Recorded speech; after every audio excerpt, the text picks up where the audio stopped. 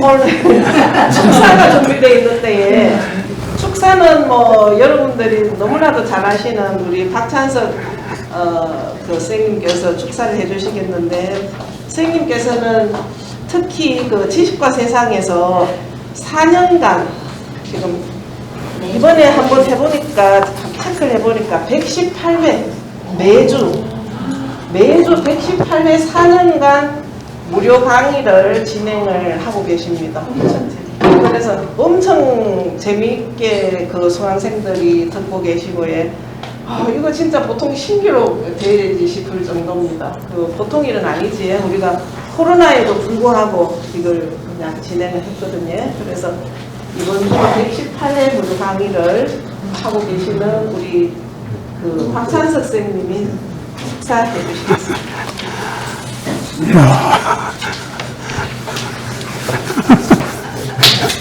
아이고, 참.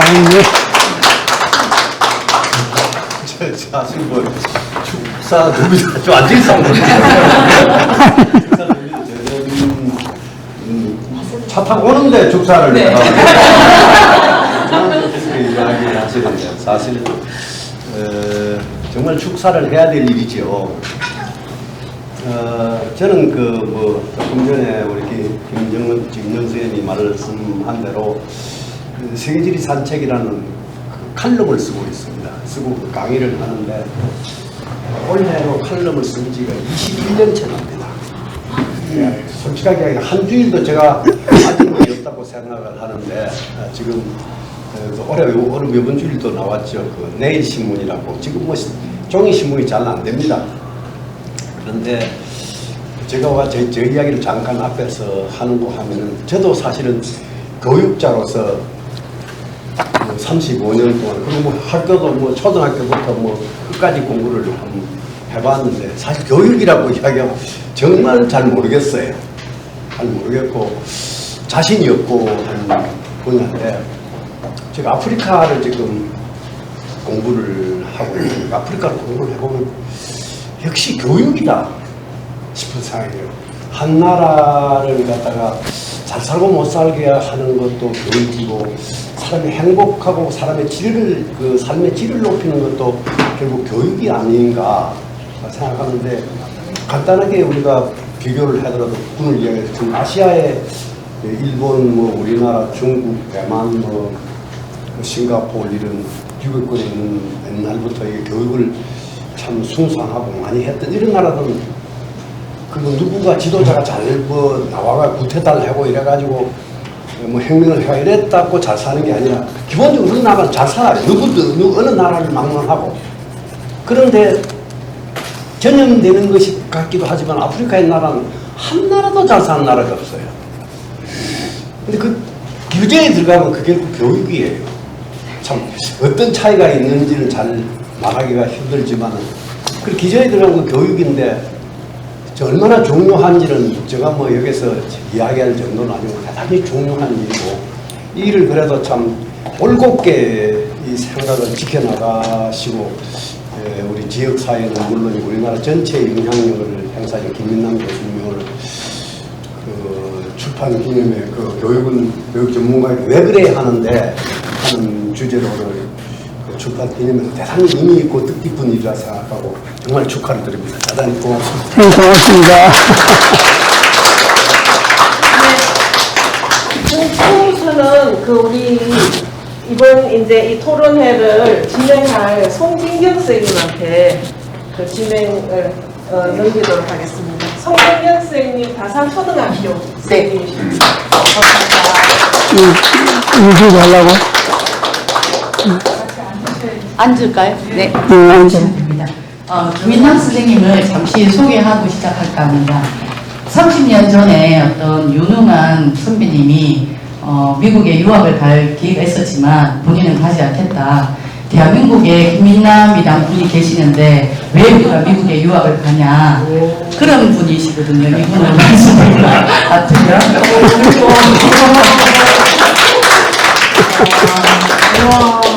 그리고 지금 아마 전교조 조합원들은 아니야 대부분이 김윤남 쌤을 아실 거예요. 근데 간부보다는 조합원들한테 더 곁을 내주신 분이십니다.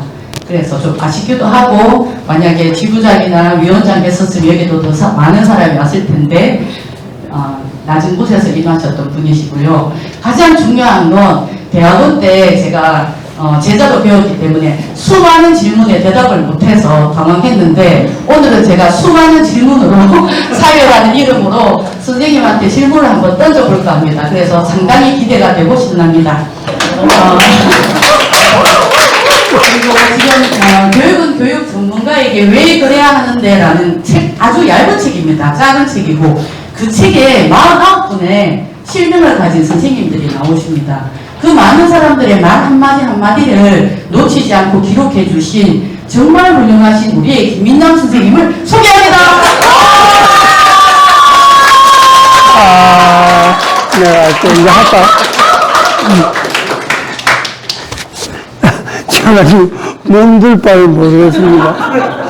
모르고, 저는 우리 박찬호 총장이 여기 참석한다 하는 걸 내가 머릿속에 바꾼 데 없었거든요. 그러니까 여기서 내가 무슨 말씀을 드려야 되는지, 그 외에도 너무 깜짝 놀라는 분들이 많이 와가지고, 몇 년간 보지 않은 분들도 와가지고, 제가 오늘 아마 이거 끝나고 나면 잠을 못 잘 것 같은 그런 생각이 듭니다. 하여튼 제가 저보고 30분간 얘기를 하라고 했거든요. 그래서 30분에 맞춰서 제가 이게 좀 요약을 하겠습니다. 제가 그 사이에 이렇게 감기도 들고 기침도 하고 해가지고 또 토론자들한테는 원고 보내는 게 한 8페이지를 보냈다가 그 다음에는 또 여기 오시는 분들한테는 8페이지 주는 거는 이거는 폭구다 싶어가지고 또 3페이지로 또 줄었다가 또 이래야 페이퍼만 줘가 되는 게 아니다 싶어서 또 이게 PPT도 이렇게 만들고 했다가 와서 본게네 이 별로 소용이 없는 것 같아요. 그래서 제가 그냥 여기서 제가 여기 만드는 자료를 가지고 이게 뜻이 뭔지를 간단하게 요약을 할게요. 교육은 교육 전문가에게 왜 그래야 하는데, 요거는 제가 책 제목으로 뽑았지만, 근데 공교육이 성립하면서 실제로 이 질문이 심각한 질문이 됐고, 지금도 계속되고 있는 질문이거든요. 왜 그럴까? 왜 이런 심각한 질문이 되었을까? 하는 그게 이 책 제목으로 이렇게 나왔습니다. 바로 위에 제가 이렇게 썼는데, 선생님들이 가지고 있는 페이퍼를 보시면, 교사라면 잘 가르치는 건 그건 너무나 당연합니다. 똑하잖아요. 가수라면 노래 잘하는 거는 너무나 당연하잖아요. 그런데 못하면 왜 가수로 가겠어요? 교실에서 아이들 잘 가르치지 못하는 사람 보고 누구 교사라 가겠어요? 그래, 좀 아이들 잘 가르치는 걸 가지고 만족하고 자랑하는 거, 이게 아마 근대 교육의 공유이 시작되면서 성각자들은 이런 생각이 들었던 모양이에요. 천재들은 이런 생각을 미리 하잖아요. 그지? 그래서 이야기해야지. 아름답기도 하고 모질기도 한 세상을 콕콕 찔러보는 그런 사상 이야기. 그리고 교사라면 잘 가르치는 건 당연하고, 교사는 자기가 가르치는 걸 가지고서 세상을 이야기할 수 있어야 돼. 그 이야기가 사상이어야 돼. 세상에 대해서 심각한 고민을 해야 돼. 그래야 공교육을 담당할 수가 있어. 이런 말이 이미 칸트나 페살루치한테서부터 이렇게 제기되는 그런 얘기인 것 같거든요. 그리고 여기서 저자 얘기도 이 공교육, 근대 공교육을 어떤 출발이 되었던 칸트나 페살루치에서 그 다음에 공교육의 어떤 의미에서 완성자라고 생각하는, 현대교육의 완성자라고 생각하는 미국의 존 듀이 같은 사람을 먼저 앞에 두고서 이 얘기를 끄집어냈습니다. 이게 그 다음 문장에 전두희가 딱 한마디로 정리한 문장이 있습니다. 아주 유명한 문장입니다. 중요한 시험대는 교육이 개인을 둘러싸고 있는 세계에서 그 개인이 어떻게 처신할지를 가르치는 일에 생기는 도구 혹은 제도인지 가리는 일이다라고 얘기했습니다. 전두에 이런 생각, 교육이라고 하는 게 진짜 이게 공부는 하죠? 아이들이 가르치는 교육이라, 이게 맞는 거야? 라고 하는 걸 가리려고 하면, 이게 그 개인이, 가르치는 개인이 세계에 대해서 어떤 행동을 할 것이냐, 어떻게 처신할 건지를 이렇게 가르치는 일에, 그걸 가르치는 일이라 해야 되고, 그런 가르치는 일에 진짜 활발하고 생기가 있는 도구가 되는 것이 교육이에요. 제도가 되는 그런 교육을 가려낼 수가 있을 때, 그건 진짜 그게 교육인 거야. 그렇지 않은 거라면, 그건 교육이라고 말하면 안 돼. 라고 하는 말을,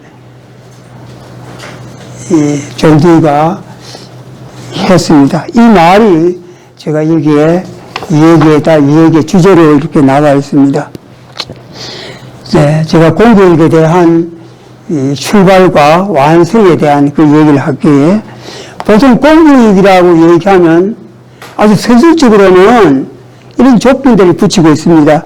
퍼블릭하고, 세큘러하고, 컴펄서리하고, 프리한 그런 교육입니다. 이 말을 우리말로 얘기하면, 우리말로 번역하면 이런 것 같아요. 공교육은 분명히 사교육과 다르게 공교육은 사회의 이익이 되고, 그 다음에 세큘러 하단 말은 문자적으로는 이게 종파적이지 않아야 된다 이 말인데, 세속적이다 된다 이 말인데, 다른 말로 하면 인간적 관심사를 추구해야 되는 것이 교육이고, 그 다음에 컴펄서리하다, 강제성을 띄어야 된다는 말은, 공교육은 일정한 규칙에 통제되어야 하는 교육이다. 아침 9시에 시작을 해. 책을 가지고 해. 시험을 쳐. 아이들이, 못하는 아이들에게는 체불도 가할 수 있어. 예를 들면, 가할 수가 있어. 학부모하고 반드시 아이들은 그 결과를 학부모하고 상의를 해야 돼. 이런 식의 규칙에 따라 통제되는 교육이라야 된다. 규칙에 통제되는 교육이지, 한 개인이 사적으로 통제하는 교육, 있어는 되지 않는다. 라고 하는 말이 컴펄서리라고 하는 말에 해당하고, 프리해야 된다라고 하는 말은 필요와 요구에 따라야 된다. 그 아이들이 그 시대 농촌 지역에 혹은 도시 지역의 아이들의 필요가 무엇인지를 충족해주는 교육이어야 되고, 그 다음에 그들이 소망하는 것이 무엇인지를 알아서 그 소망에 가까이 갈 수 있는 필요를 충족하는 것은 100% 충족시켜야 되고, 소망에는 다 하지는 못하지만 거기에는 가까이 가려고 노력하는 교육이라고 하는 이런 서술적인 의미를 충족하는 것이 공교육입니다라고 하는 것은 이미 칸트나 페살로치에서 시작된 공교육이나 전두희, 100년 후에 전두희가 공교육을 완성했다고 말하는 사람에게나 이건 여전히 통하고, 지금도 이거는 변함없이 서구에서 공교육을 말하건 한국에서 말하건 이 말은 그대로 이렇게 통용이 되고 있습니다. 칸타 페살로치가 처음에 이렇게 했습니다.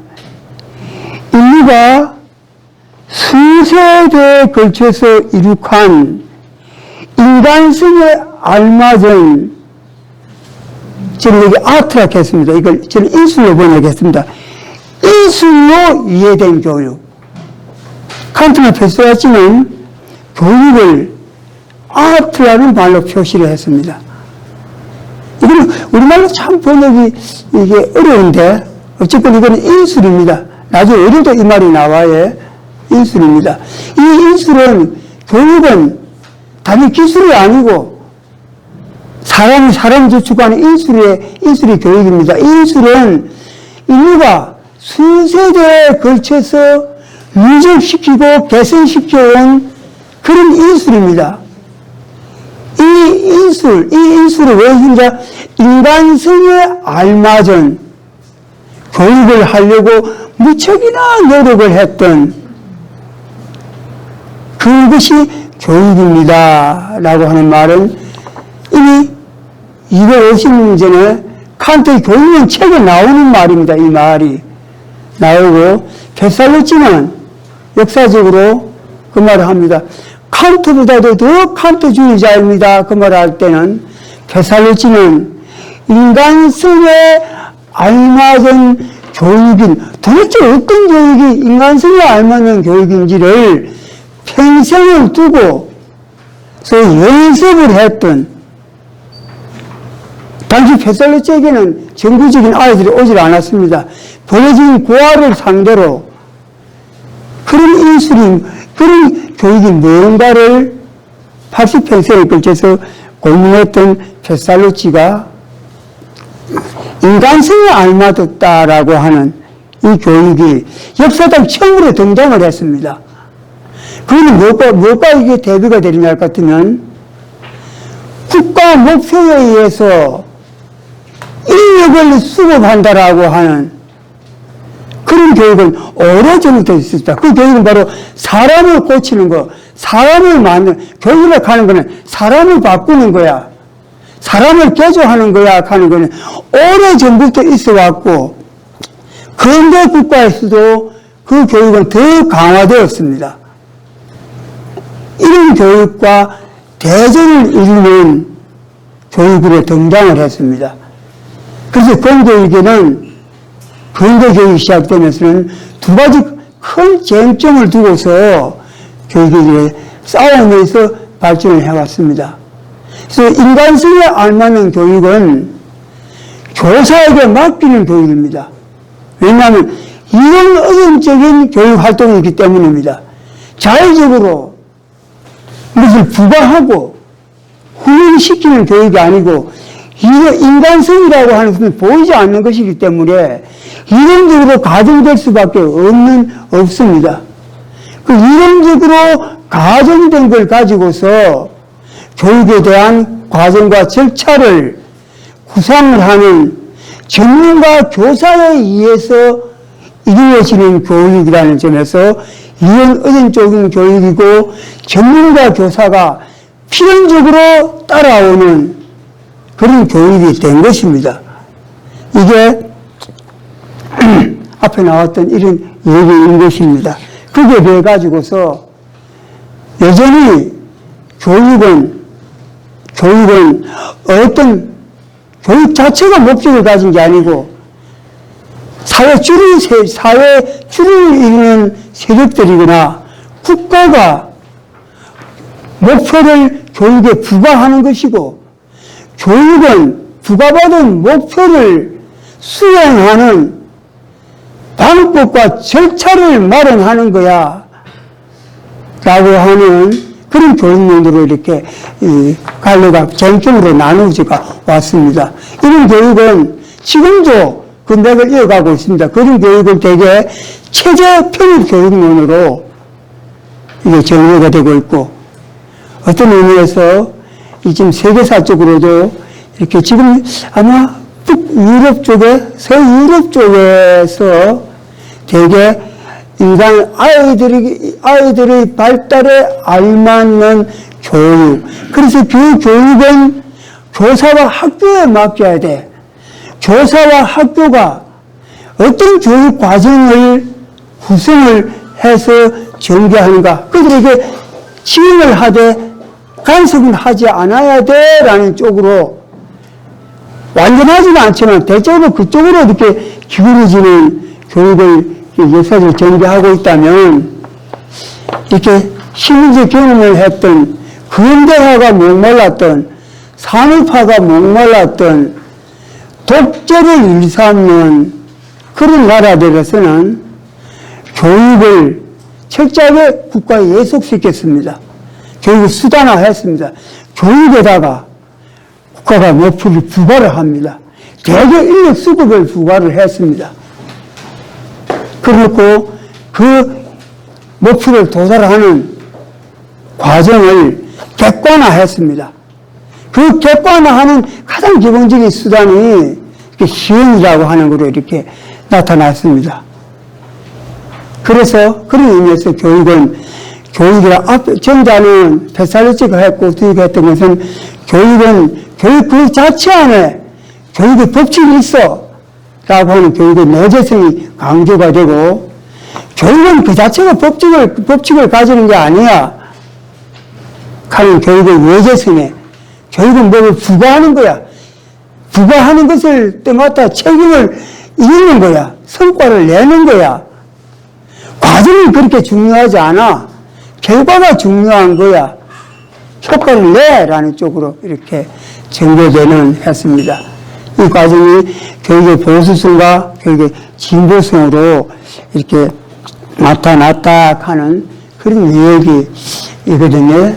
그리고 페살로치가 1746년에 태어나서 1827년에 죽습니다. 되게 그 무렵에 1827년에 독일 쪽이지요. 베토벤도 그때 죽습니다. 슈베르트도 그때 죽고, 괴테, 실러 이런 사람들하고 다 동시대에 일어났습니다. 그때 어떤 범회학원, 독일에 많은 교육운동이 일어나고 새로운 학교가 시도되는 그런 때 시대에 이렇게 일어나고 났던 그런 교육론이고, 그 교육이 되면서 1810년에 베를린 대학이 창립되고, 훔볼트 같은 사람이 인민주의에 입각한 대학 창립, 대학에서부터 중등, 초등으로 이렇게 계열화되어가는 교육을 하면서 인민주의 중심의 교육의 전통을 이렇게 이렇게 가는 쪽으로 이렇게 전개가 되었다 하는 그런 얘기입니다. 그거 꼭 100년 후에 1859년에 태어나서 1952년에 죽은 존 두이는 페살로치나 칸트와는 전혀 다른 시대에 태어났습니다. 1870년대 미국은 유럽과는 다르게 1870년대가 되는 같으면 남북 전쟁이 끝나고 또 해방이 일어나고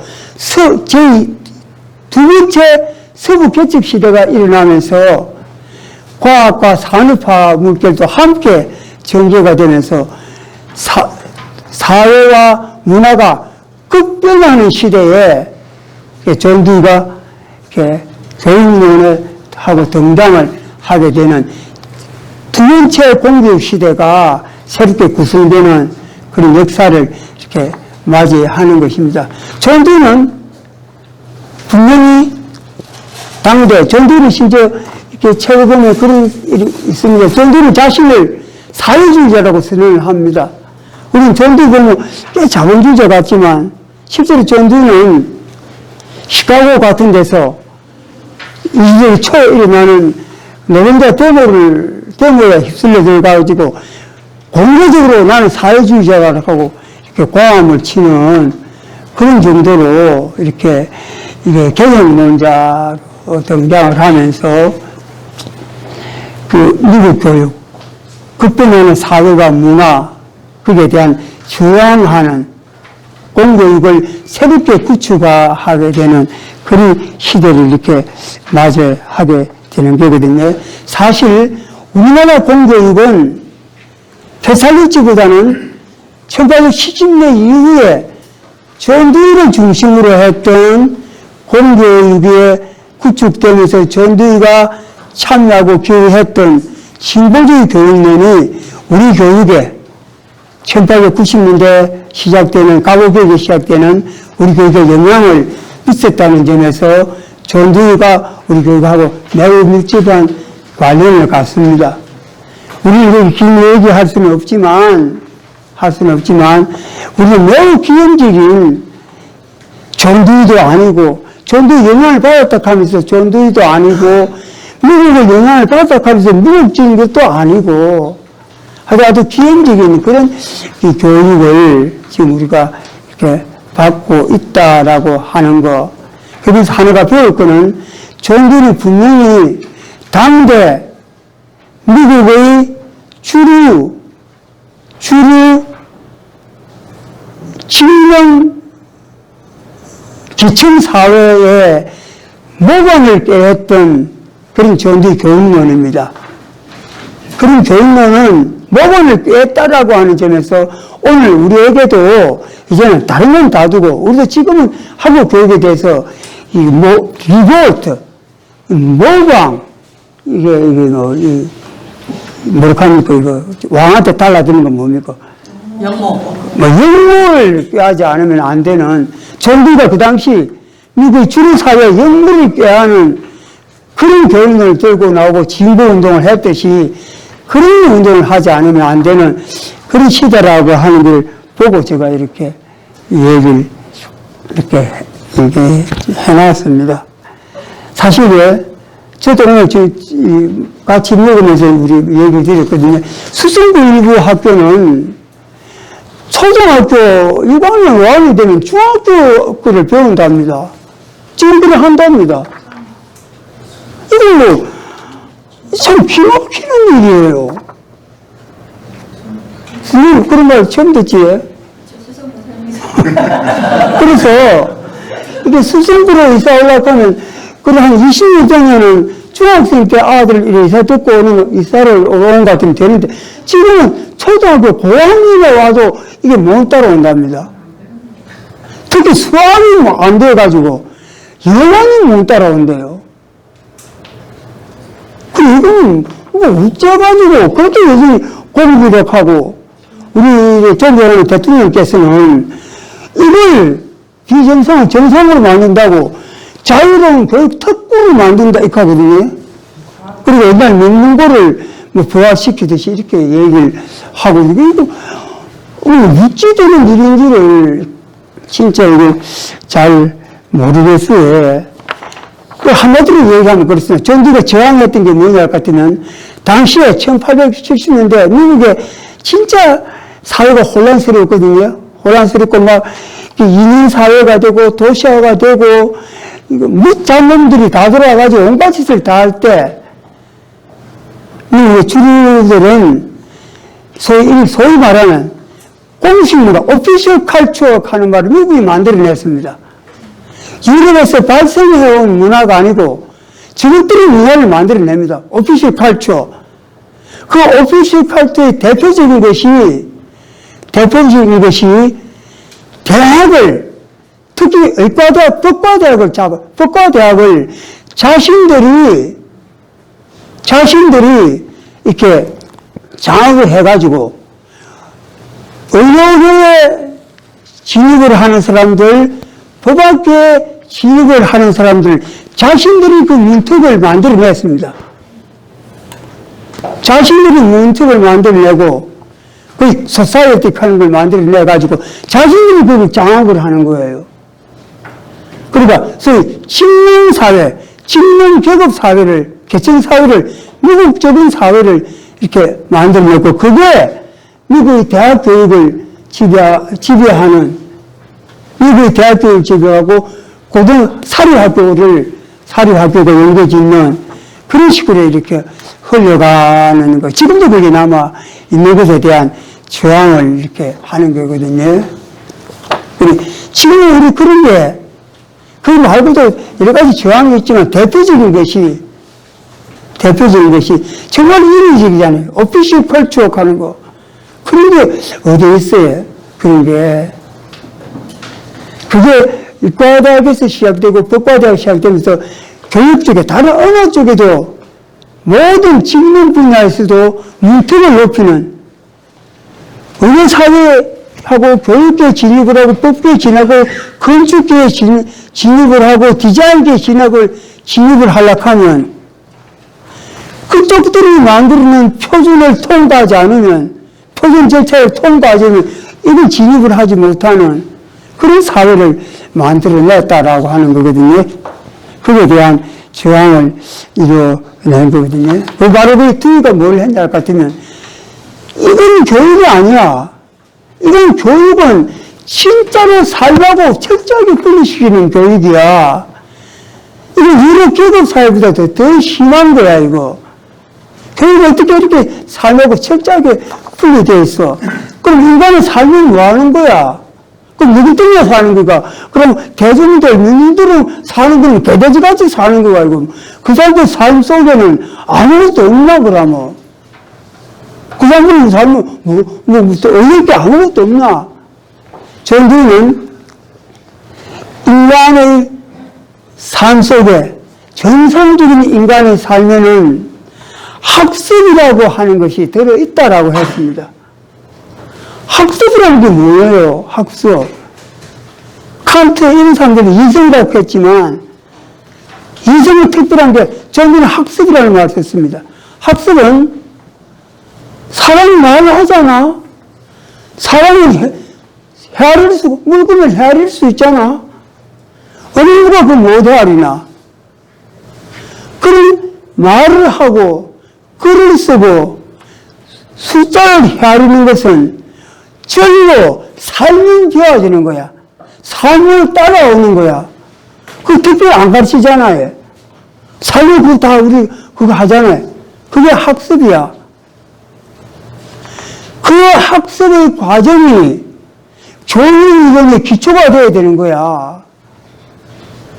사람은 왜 말해? 사람 말을 왜 하는 거야? 7살 때 말과 10살의 말이 학교 안 보내도 왜 달라져?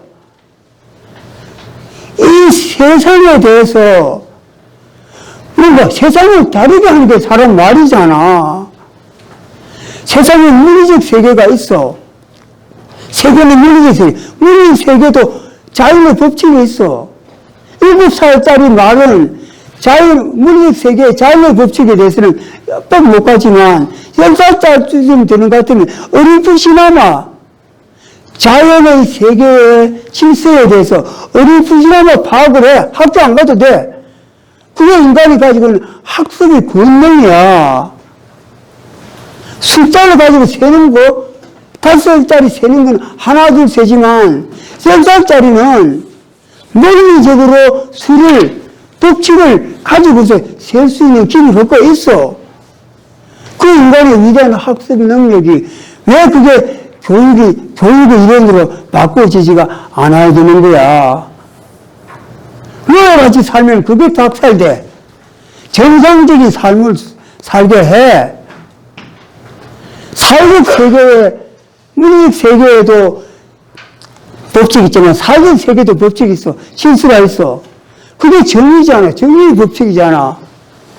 5살짜리는 엄마가 아버지하고 살면서도 법칙을 몰라. 그냥 어리광을 부려. 11살만 되면 어리광을 부리지 않아. 참을 줄도 알아. 변명할 줄도 알아. 그게 정의에 대한 센스야. 정의에 대한 원리는 모르지만 그 아이들도 정의에 대한 센스를 가지는 거야. 감성을 가지는 거야. 그게 학습의 권능이야. 인간이 가지는 권능이야. 왜 그걸 버려야 돼? 정말로 중요한 거는 교육 이전에 사람들 하여금 그런 속에 살게 해야 돼. 그게 민주주의야. 너와 같이 치매를 당하고 가르치는 되는 사람들 속에 살지 말고 참으로 민주주의라고 하는 곳에서 정상적으로 살면 학교 안 보내도 인간은 그렇게 자연의 법칙에 따를 줄 알고 사회의 법칙에 따를 줄 알아. 그리고 그 정상적인 삶의 과정 속에서는 학습이라는 게 자발적으로 발달하게 되어 있어. 학습이 발달해. 학교를 가지 않는 사람도 예술보다 더한 지혜를 가지는 게 인간의 학습의 권능이야.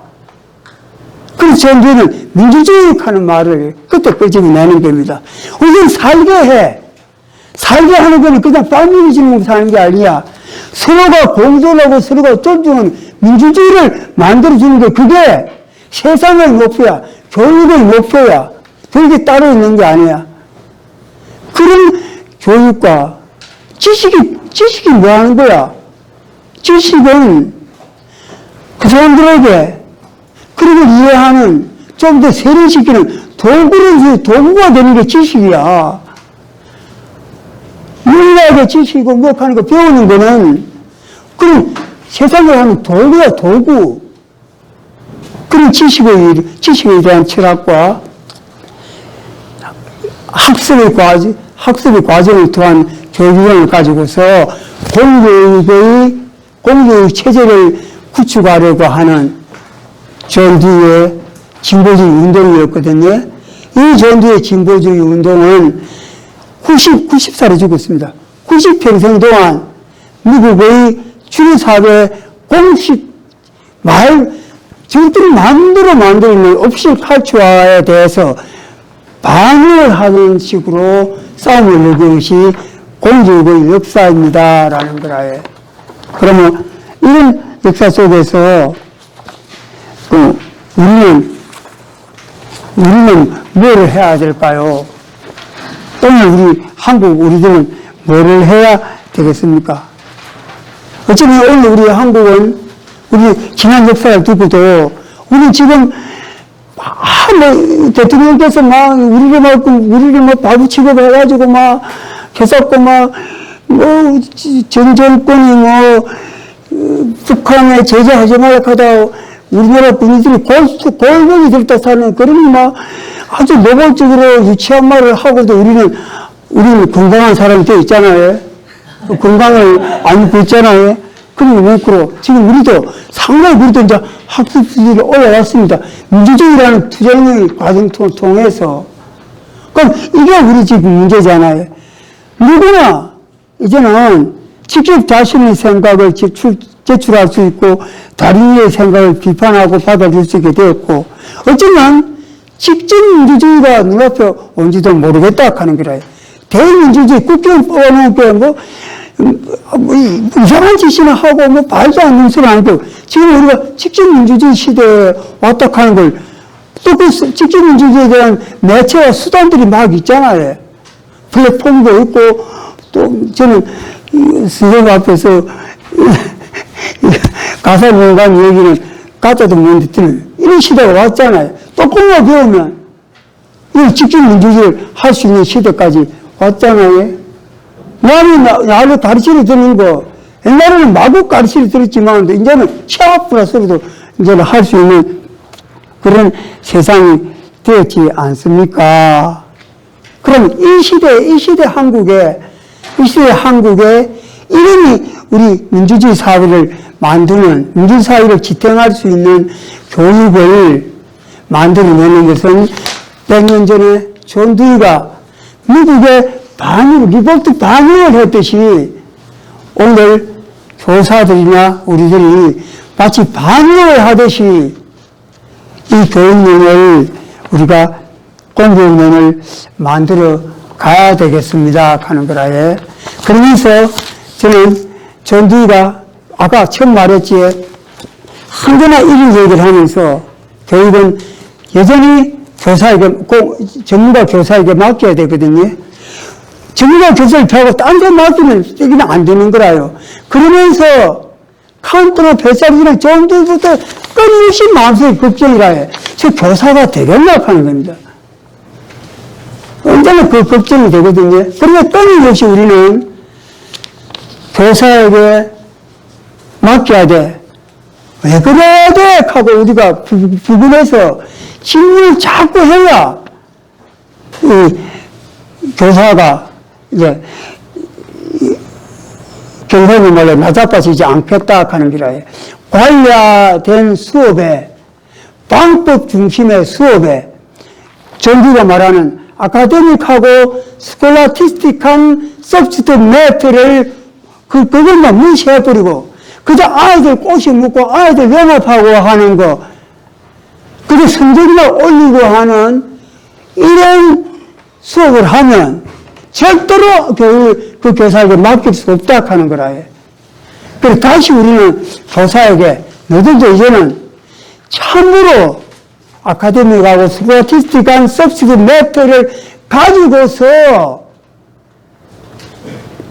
아까 말했던 이 인간의 학습 능력과 결합되어 있는 그런 교육을 펼치자라고 하는 그 얘기를 제가 하려고 하고, 거기에 대해서 제가 좀 더 건강하면 조그만 책을 하나 더 써야지 하는 그런 마음을 먹고 있습니다. 고맙습니다.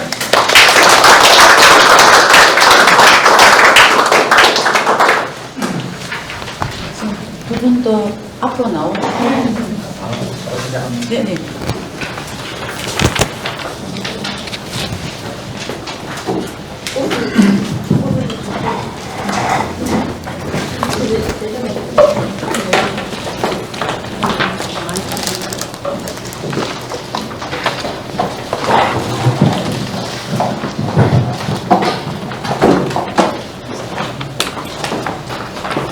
제가 교육 전문가에게 왜 그래야 하는데라는 책을 읽었을 때 좀 절박함이라는 단어가 와닿았는데, 오늘 선생님 강의를 들으니 선생님의 절규가 또 들립니다. 그래서 제가 선생님한테 먼저 질문을 던지도록 하겠습니다. 날 것 그대로 나는 그침없이 내 자신을 살아야 한다라고 하셨는데, 그럼에도 불구하고 우리는 좀 더 잘 사는 삶을 그래도 꿈꾸지 않습니까? 선생님한테 좀 더 잘 사는 것, 나 자신으로 살면서도 좀 더 잘 산다는 건 어떻게 사는 건지 듣고 싶습니다. 선생님.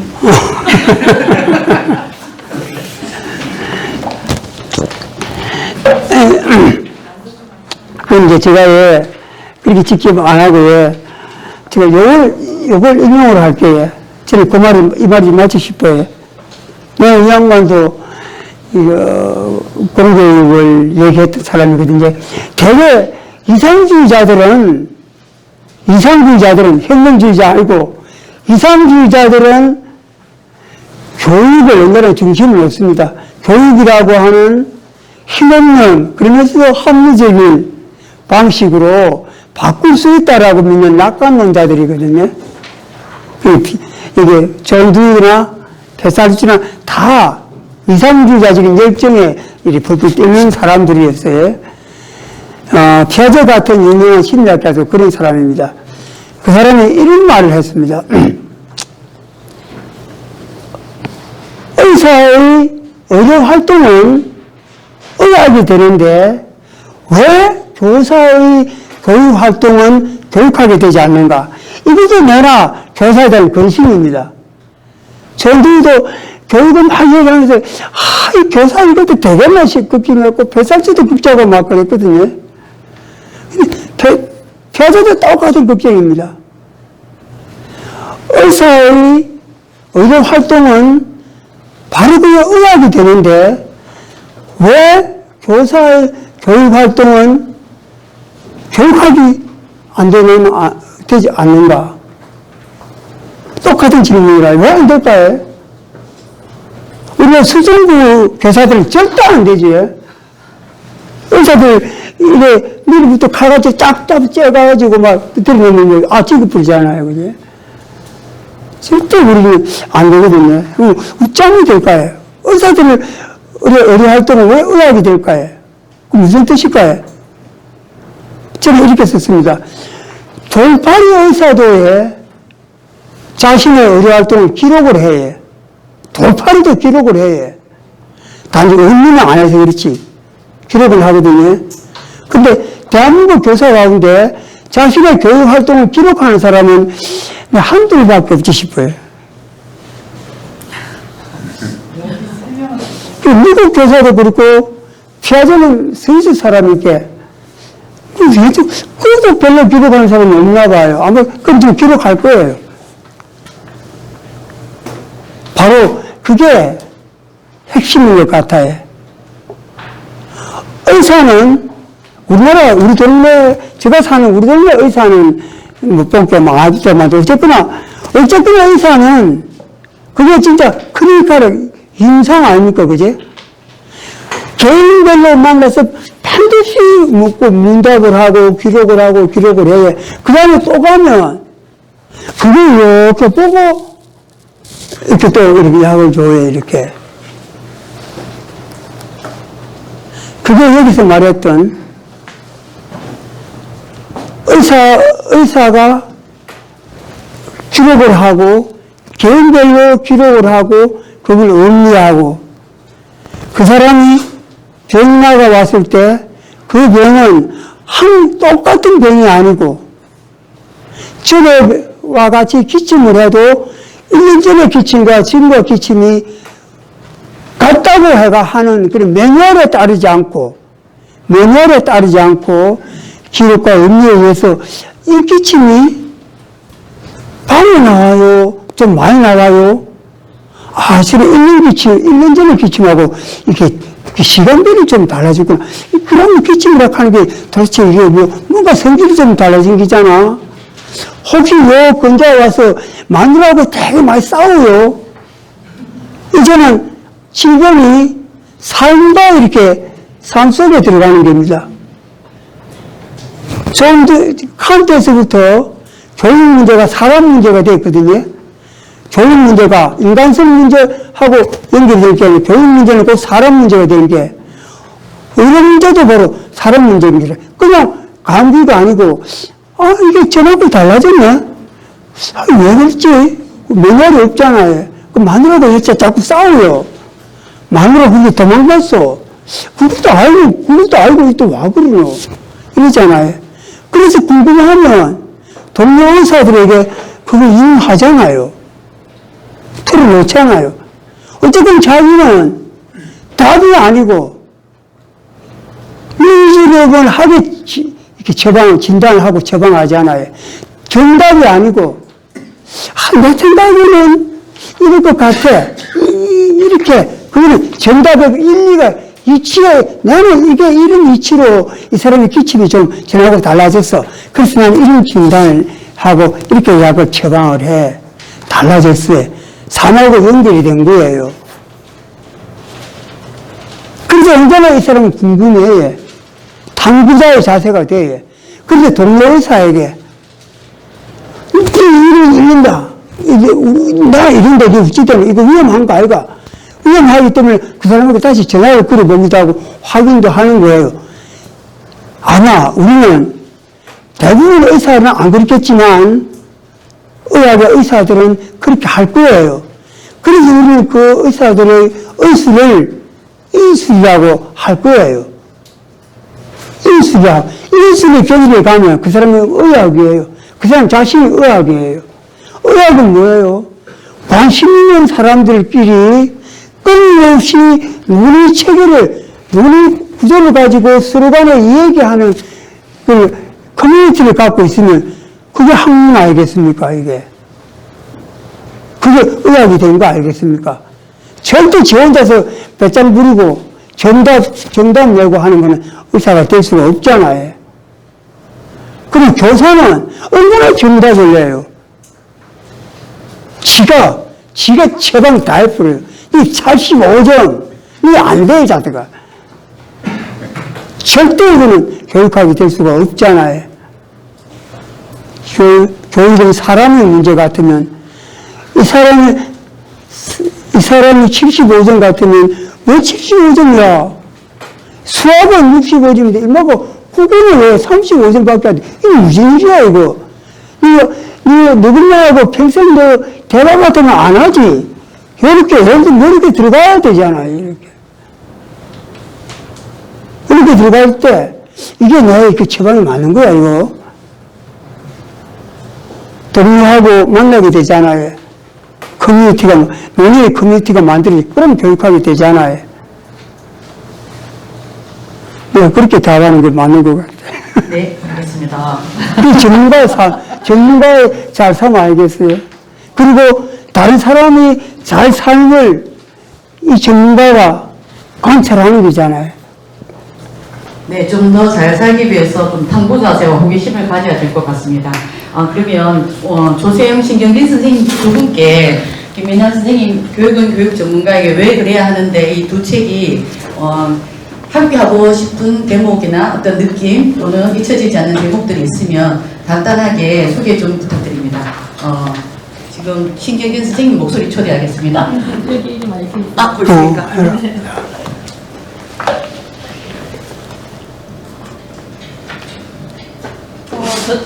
저는 오늘 참교육학부모회 부회장으로 소개되긴 했는데 사실 자녀 아이들 가르치는 교육 문제를 고민하는 사람이고 약자의 입장에서 또 세상을 바라봐야 되는 입장이 있다 보니까 그 선생님께서 이야기하시는 허가 받는 곳에서 그 해방되는 거, 자유로워지는 거, 함께 살아가는 거 이런 거가 늘 숙제 같은 삶인데 그래서 저는 거기에 대한 응답이든지 어떤 힘이 되는 선생님이 말씀하신 말, 글, 언어 이거를 늘 선생님 교육에서 많이 찾게 돼서 사실 질문보다는 여기 막 분홍색으로 이렇게 치마다 뭐 갖고 왔어요. 그래서 궁금증이라기보다는 뭐 한 개라도 다 가슴에 푹 새겨가지고 또 이렇게 살아야지 이런 그 결심을 하면서 오게 되고 질문보다는 확신이나 위로 같은 걸 늘 받는데요. 위로받은 부분 중에 한 개가 어떤 거냐 하면 사실 지금 막내가 고3이거든요. 그리고 그 뭐 수시로 뭐 이것도 공부를 고등학교 3학년 1학기니까 얼마나 심란할 때입니까.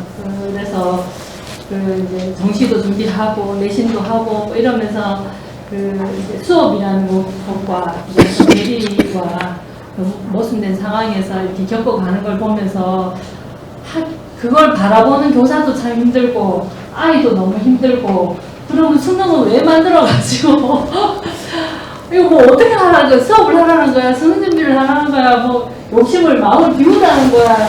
더 열심히 하라는 거야? 뭐 이런 여러 가지 이제 갈등이 생기는데 여기 책에 우리가 교사가 아이를 바라보면서 또 부모가 아이를 바라보면서 그래 우리가 하루하루 바둥바둥 살아내고 그 안에서 방법을 찾고 그렇게 하면 그게 최선 아닐까? 그리고 와중에도 열심히 만나고 더 좋은 인간이 되게 하는 그런 애쓰는 과정이 교실에 학교에 있으면 그게 교사로서 잘 사는 거 아닐까? 뭐 이런 생각이 들었어요.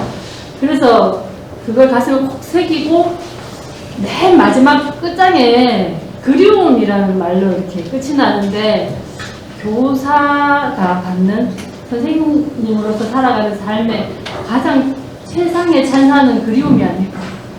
네. 근데 선생님도 저한테는 늘 그립고 그립기 쉽고 그리고 우리가 또 교사로서 그 현장에서 살아가는 그리고 또 현장에서 만나는 어떤 선생님들에게 참 그리운 교사가 되고 그리운 교사가 있는 그런 삶이면 참 좋겠다 이런 생각이 들었어요. 제가 질문이 됐나요? 네. 네, 감사합니다. 이게 눈이 하도 말라가지고요. 조세영 선생님. 네, 그 책 제목이 교육은 교육 전문가에게 뒷부분 왜 그래야 하는데 그 부분을 저는 해석을 하면서 굉장히 난감했습니다. 그래 전문가에게 교육 전문가에게 교육은 맡길 필요가 없어 이렇게 이해도 했고 또 읽어보다가 교육 전문가에게 맡겨야만 되는 또 이유가 또 나오기도 하고 이 책을 읽는 내내 저는 현장에 있는 교사로서 굉장히 좀 부끄러움과 죄책감을 갖고 이 책을 끝까지 읽을 수밖에 없었습니다.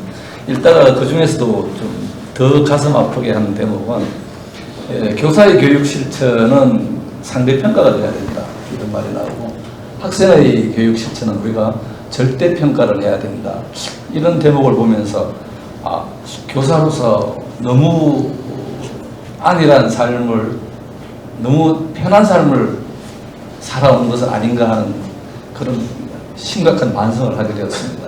그리고 학생의 교육 실천을 왜 절대평가를 해야 되는가, 그 부분에 대해서 생각을 하니까 요즘 제가 고민하고 있는 그 공립학교의 그 문제점 중에 하나가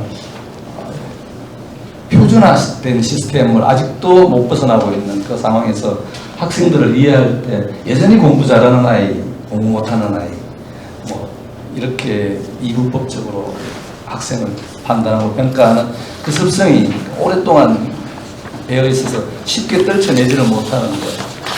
이 생각을 빨리 떨쳐내야지만 제가 그래도 덜 부끄러운 교사가 될 수 있겠다 이런 생각을 했습니다.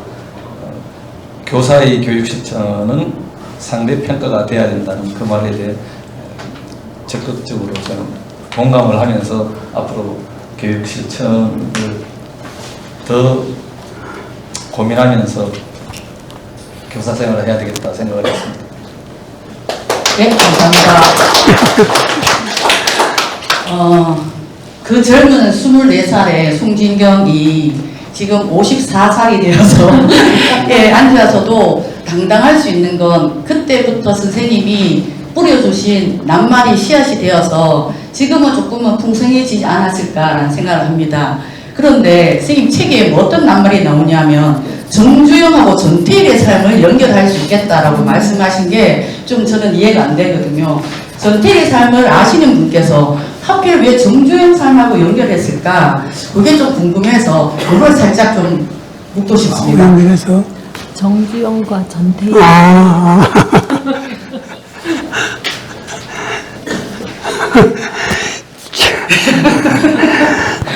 그냥 제가 우리 사회가 평화를 이렇게 얻으려고 하면, 공생하려고 하면 정주영과 전태일이가 이렇게 화해를 해야 될 것 같거든요.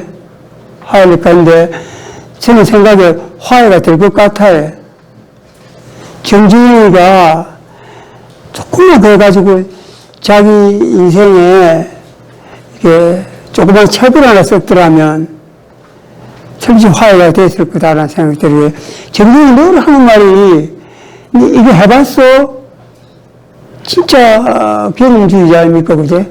자기 경험 중심으로 이렇게 가잖아요.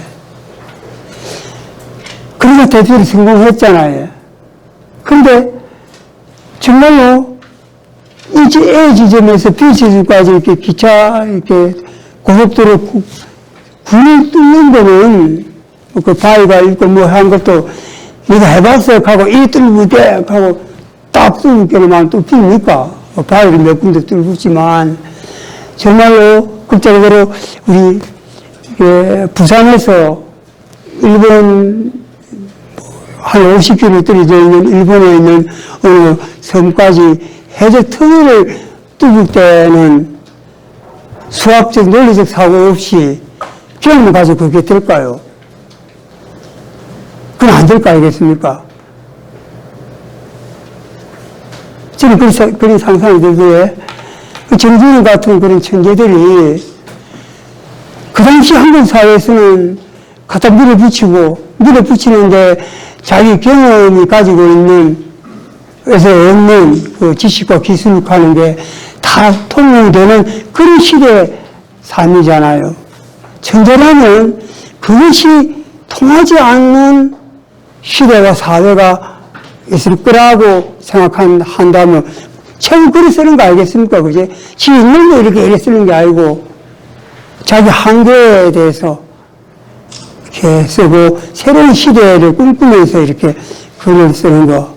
내 이 경험이 통하지 않을 거야. 자기 경험을 고집을 하는 것 같으면 끊임없이 남을 가르치려 들잖아요. 그래서 저는 그렇게 생각했고, 전태일을 죽인 것은 정말로 노동이 그리 가혹해서 전태일이 죽었을까요?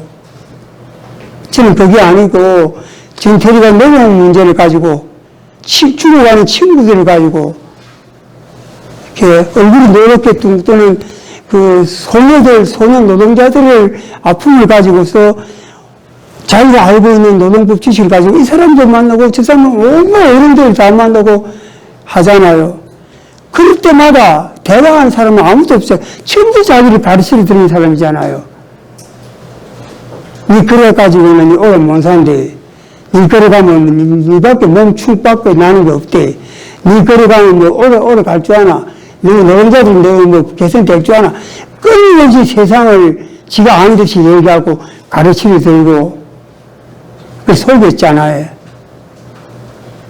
그러나 정주영이도 책을 썼다면 자신의 경험을 넘어서서 다른 세상에 있다라고 하는 걸 책을 쓰면 틀림없이 전태기가 죽음을 몰아갔던 이 세상 전부 다가 가르치려 들은 사람들만이 지배하고 있는 그런 논리가 지배하고 있는 이 세상에 대해서 글을 썼을 것이고 그 글을 읽어본 전태일은 틀림없이 죽지 않고 새로운 삶으로 새로운 노동자들에 대한 자기교육, 노동자들도 알을 통한 자기 해방이라고 하는 새로운 노동 해방론을 가지고서 이렇게 나오지 않았을까.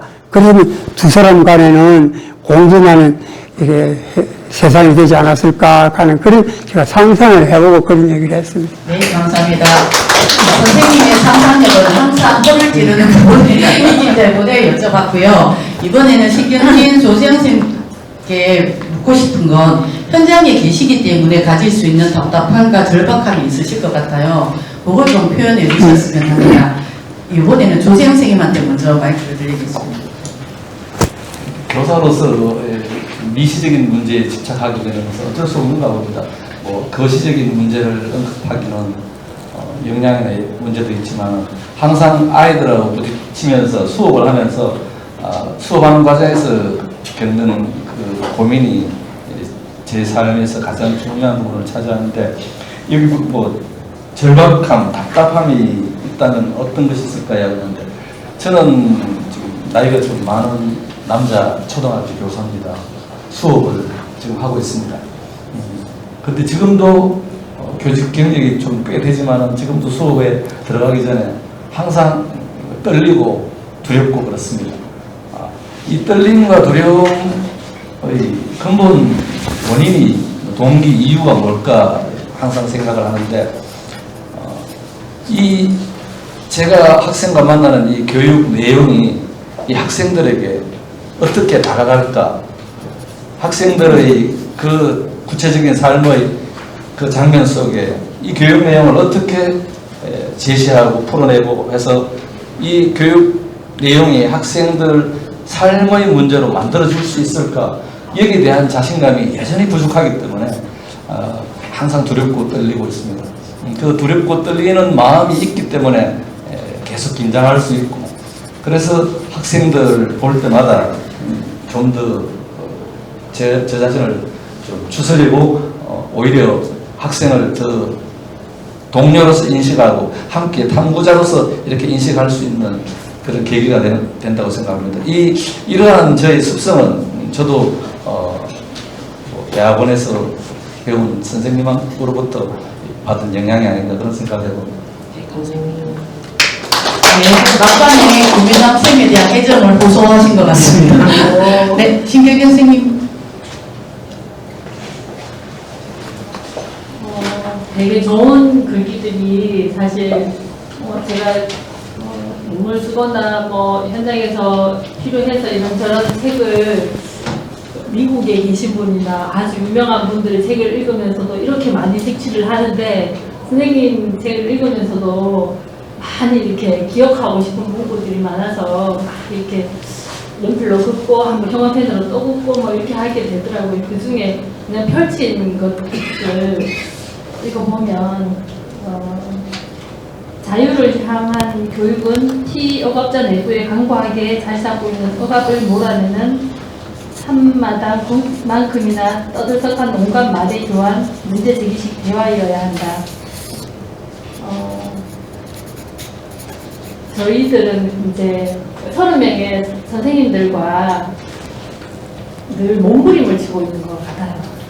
아이들이 말을 잘 못하는 아이들도 많고 일반적이지 않은 방식으로 표현하고 행동하고 이런 아이들을 보면서 그냥 우리 함께 이렇게 생활하고 함께 교육하고 이렇지 않은 그 선생님들은 아이들과 대화할 때 처음 그 언어를 가르치는 거 일반적인 방식을 그 아이한테 이렇게 그 지도하는 것부터 실갱이를 시작하거든요. 그런데 몇 해가 지나고 함께 공부를 하고 아이들을 억압하지 않는 것 그대로 인정하는 것에 대한 우리끼리의 수많은 이렇게 옥신각신하는 치열한 대화, 문제제기, 자기 반성 막 이런 것들을 한참 그 치열하게 시간을 보낸 사람들은 그 아이들을 되게 행복하게 바라보는 것부터 그 아이들이 살아가는 방식과 언어 방식을 찾아내는 것부터 하게 되는 것 같아요. 근데 그 과정들이 너무 어렵고 너무 치열했고 그런데 그런 과정을 하고 있는 이제 선생님들과 또 그런 과정을 찾아 나가기 위해서 공부하는 과정들과 이런 것들이 그 과정들을 되게 행복하게 해주는 것 같은 그런 느낌이 있었어요. 그래서 그런데 쉽지 않은 작업들이고 또 하나는 그 부모로서의 이제 제 이제 그 한 부분은 내가 아이들을 이렇게 약한 사람들 편에서 살아야 돼, 착해야 돼, 뭐 성공의 또 다른 가치, 삶에 대해 이렇게 했는데 그 아이가 학교에서 이제 그런 좋은 선생님을 만나지 못해서 겪는 어려움을 대했을 때 그 와르르 무너지는 그런 경험들이 또 있었고요. 그래서 좋은 선생님을 만나고 좋은 부모가 되고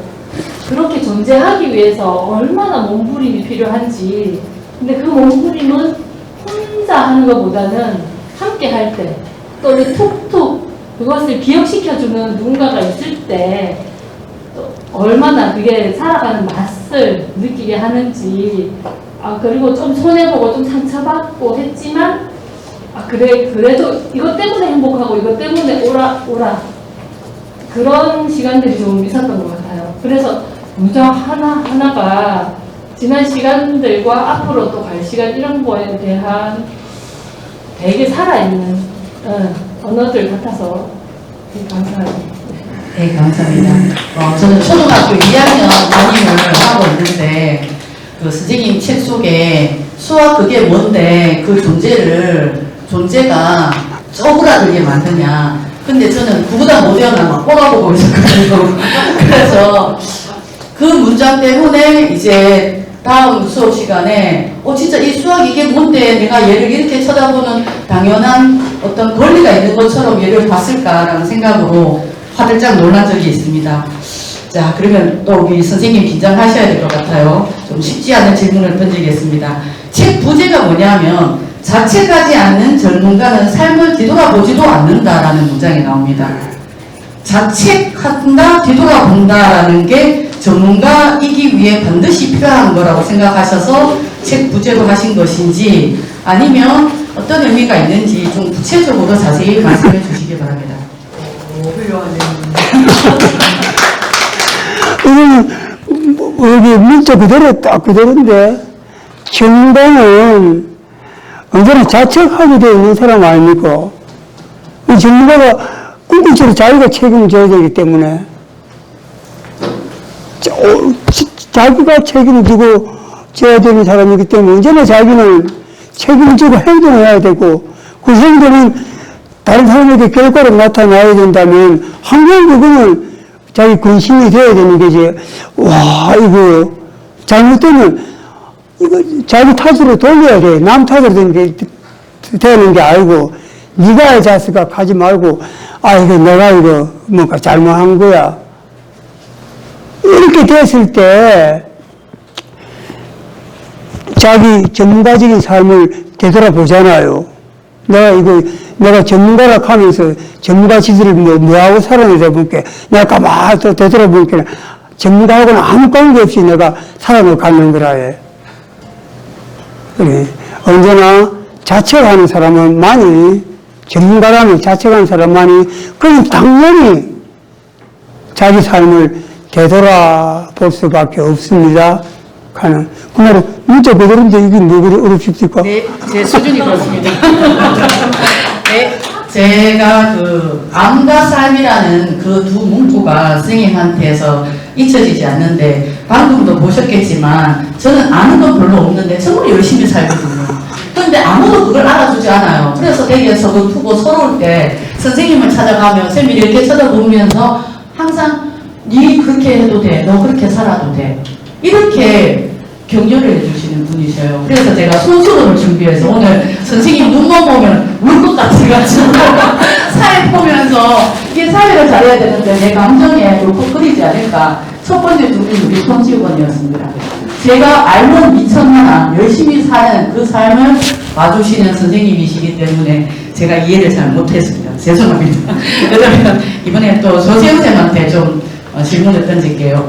여기 문구가 어떤 게 나오냐면 높고 낮고 앞서고 뒤지고 빠르고 느리고 개인을 추구하지 않는 교육 시스템이라는 말이 나오거든요.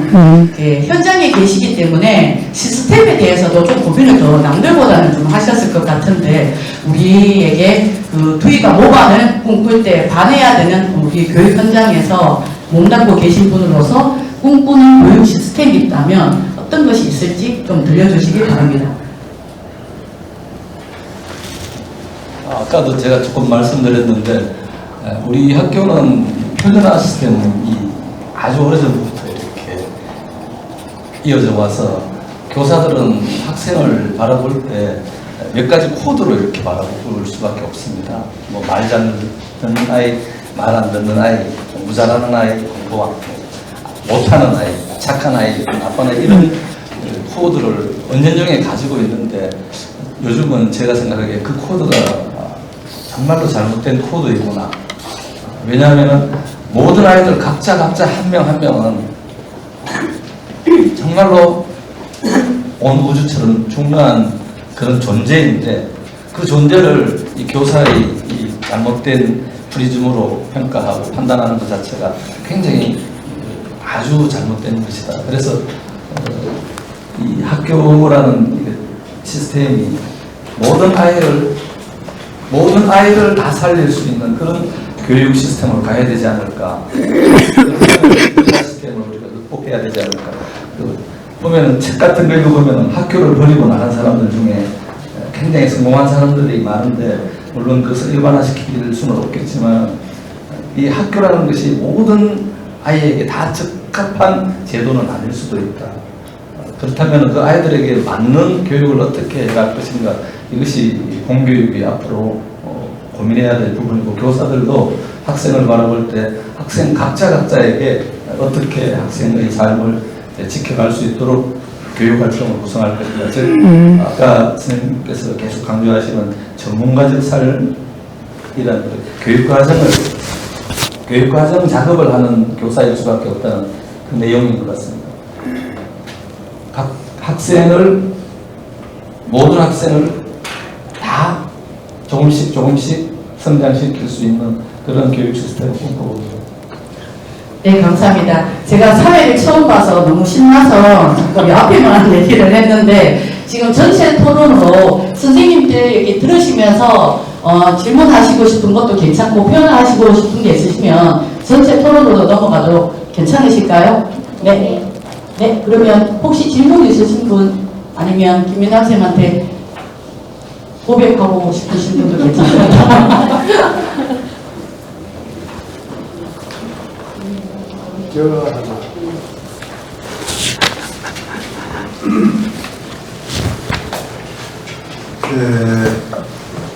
여기 사람이 많이 있어. 제가 안 들리니까. 질문 아닙니다. 질문 아니고. 제가 1952년도에 대구중학교에 다녔습니다.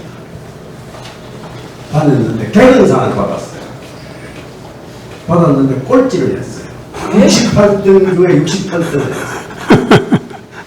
그런데 내가 오늘 왜 이야기를 드리려고 하는 그때 한 학생이 내가 기억나요. 그때 그 학생이 1등한 학생이 있어요. 나영호라는 학생이었는데 그 며칠 전에 제가 집에서 그 친구 생각이 나는 거예요. 그런데 내가 뭐 대구중학교 동창회 명부가 있는 것도 그래 대구중학교 1학년밖에 안 다녔으니 명부가 있는 것도 아니고 도저히 이 친구를 한번 찾아봤어. 지금 뭘 하는 걸 찾아봤으면 좋겠다는 거예요. 그래서 찾았어요. 71년 만에 찾았어.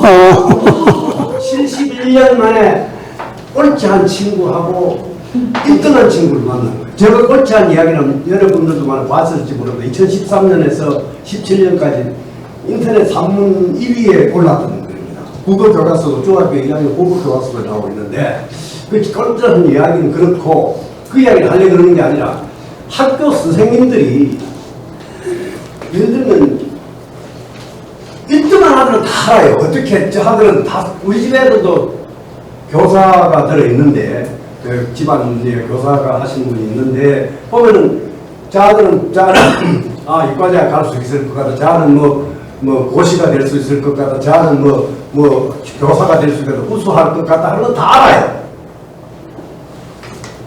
근데 내 같은 애는 왜 하나도 적을 안 쳐주고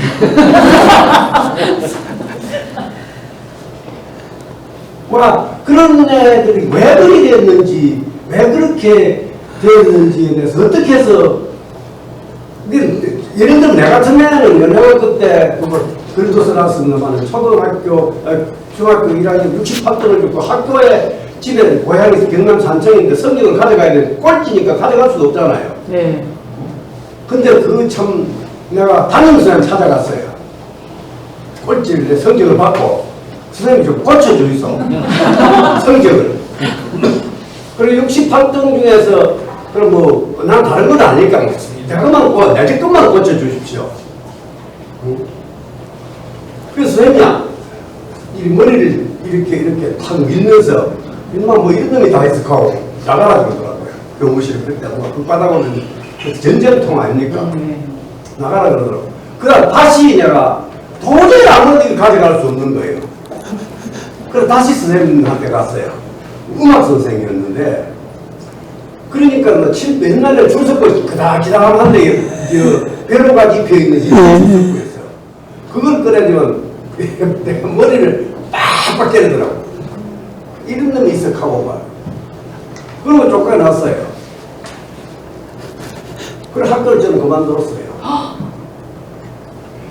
그런데 아무도 얘들 뭐 어쩌다가 대학 교수가 되고 어쩌다가 총장이 되고 하니까 뭐 옛날 이야기가 재밌어 들으려고 하지만은 그 과정 우리가 1등하는 다 알아요. 1등하고 우수한 사람들 자가 뭐 될기라고 하나에 다 알아요. 대강 부모들 보면 저하도 이과대학 가겠다, 저하도 뭐 되겠다, 뭐 시험 되겠다, 뭐 서울대학 가겠다, 그래서 대강 가는데 꼴찌한 아들에 대해서 어떻게 그 변신이 나는가에 대한 거는 정말 내가 본 일이 없어요. 내가 읽은 일도 잘 없고. 그런데 어제 71년 만에 그 친구는 이제 경북고등학교 그게 39회로 들어갔더라고요. 경북 39회로 들어갔고 육군사관학교 18기로 가지고 육군 소장을 지냈더라고요. 그러나 개인적으로 이렇게 같이 이제 글을 이렇게 서로 교환하면서 보니까 지금 자기는 자기대로 충성하고 사는 거예요. 살고 나는 전혀 다르게 살았어요. 저는 선생님이야. 솔직한 이야기를 참 내가 이 선생님들 앞에 이런 이야기를 한 번도 내가 대학에 졸업했다고 대학원까지 있잖아. 한 번도 내가 종단을 선생님. 근데 나는 왜 이야기를 하면 오늘 교육이 이야기이기 때문에 이걸 한번 돌아봐야 될 거 아니냐. 내 같은 내가 내 혼자만 하는 내가 뭐 정말 특수한 성격이고 특수한 좀 삐뚤어진 놈이기 때문에 뭐 무시하고 어쩌다 노련변이 저런 게 하나 생기니라 이렇게 할 수 있지만은 그런 사람들이 있거든요. 아니 있으면 우리 주변에 그런 거 그 일탈하고 말이지. 그게 내가 왜 선생님 존경하는 사람이 한 사람도 존경하는 놈이 없어요. 나는 고등학교 초등학교부터 대학 졸업할 때 상이라고 받아본 일이 없어요. 상이라고 뭐 개근상 정근상 들어봤어요. 뭐 우수상 이걸 하나도 받아본 일이 없거든요. 그러니까 이게 우리가 지금 너무나 획일적이 되어 있는 이런 과정 속에서 참 주사 놓고 그러는데 나는 와, 내 같은 놈은 좀 이렇게 뭐, 저런 놈은 정말 어쩌다가 저리 됐는지, 어떻게 생각되는지, 그런 것도 막. 그렇기 때문에 중량이 계신 거 아니에요? 아니, 정량이 되는 그게 중요한 게 아니고. 현재 모습. 중요한 게 아니고, 그거 한번 생각을 해보면, 꼴찌된 애들이 있잖아요. 대부분 꼴찌된 애들 못 살아요. 일어나는 놈 있다 어쩌다가 왜 어떻게 일어나는가를 갖다가 한번 좀 봐줄 필요가 있지 않을까요?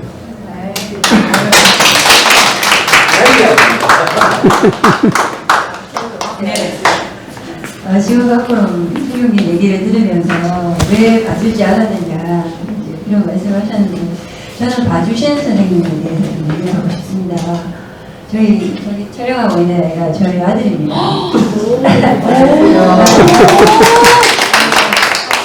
저희가 사실 공부는 많이 안 했습니다. 지금 대학을 방통대를 다니고 있고요.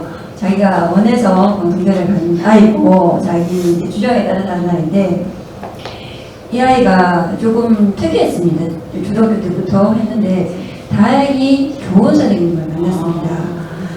지금도 아마 담임쌤, 초등학교 담임쌤한테 연락을 하고 또 이렇게 많은 격려를 받고 있거든요. 얘가 초등학교 3학년 때 담임선생님이 이제 음악을 하셔가지고 오케스트라를 이제 만들어갖고 아이들이 가르쳐 주신 분인데 이제 얘가 바이올린을 하고 하면서 뭐 작곡하는 것도 가르쳐 주시고 이렇게 하고 얘가 이제 이런 이제 마이스터볼로 가겠다고 했을 때도 굉장히 격려를 많이 해주시고 지금도 스승의 날이 되면 연락을 드리면 그래 넌 잘하고 있다 이렇게 하시는 분이 3학년 선생님, 6학년 선생님 분이 너는 잘할 수 있어. 넌 걱정하지 않아도 돼. 뭐 굳이 내가 대학을 굳이 가지 않아도 넌 할 수 있을 것 같아. 그런 말씀을 계속 해주셨고요. 또 중학교 때 2학년 선생님이 계셨는데 그때 밴드라는 게 처음 생겨서 이제 선생님들이 그 학교 수업 사진을 좀 많이 올려주셨어요. 그래 있는데 제가 저 아이, 우리 아이 사진을 봤을 때 다른 아이들은 다 공부를 하고 있었어요. 자습 시간에. 저 녀석만 소설책을 읽고 있었어요. 계속 소설책을 읽고 있고 시험 치는 그날도 교과서를 보지 않았어요. 계속 소설책을 보고 있었거든요. 그러면 선생님께서 너 왜 수업 시간에 이런 걸 보느냐 이제 얘기 야단을 치셔야 되는데 저도 들은 얘기인데 다른 학부모님한테 하신 말씀이 너희들 공부하는 것보다 제 읽는 게 훨씬 더 잘하니까 신경 쓰지 마라 하면 쟤는 너희보다 더 잘하고 있다라고 얘기를 해주셨습니다. 저는 그런 선생님을 만난 것이 저 아이가 지금 살아가는 데 동력이 된다고 생각을 해요. 그러다가 고등학교를 갔을 때는 그런 선생님이 아니셨어요. 그래서 굉장히 많은 자존감 자체가 다치는 걸 보고 또 그 학교에서 생기는 그런 부조리에 대해서 굉장히 많이 투쟁을 했습니다. 그 학교에서. 그래서 제가 여기 이 자리에 있게 된 거고요. 그러니 그런 선생님을 만났을 때 아이가 어떻게 자랄 것이고 또 그러지 못한 학생들을 그러지 못한 선생님을 만났을 때 아이들이 얼마나 자존감이 떨어지는 아이가 되는지를 제 눈으로 겪어봤기 때문에 선생님들한테 정말 부탁을 드리고 싶은 게 교육 과정에서 물론 잘하는 아이들, 물론 공부를 잘하는 아이도 있고 또 그 능력에 따라서 잘하는 아이들이 분명히 있습니다. 근데 말씀하신 대로 1등이 돼야지 그 아이는 인성에 상관없고 그 자질에 상관없고 그 아이는 무조건 괜찮은 아이가 되는 거죠. 그런 잣대로 아이들을 보지 마시고 아이들의 그 각각의 특성에 따른 자존감을 키워주시는 선생님들이 정말 지금 필요한 전문가적인 선생님들이 아닐까 하는 그런 생각을 좀 하게 됩니다. 감사합니다.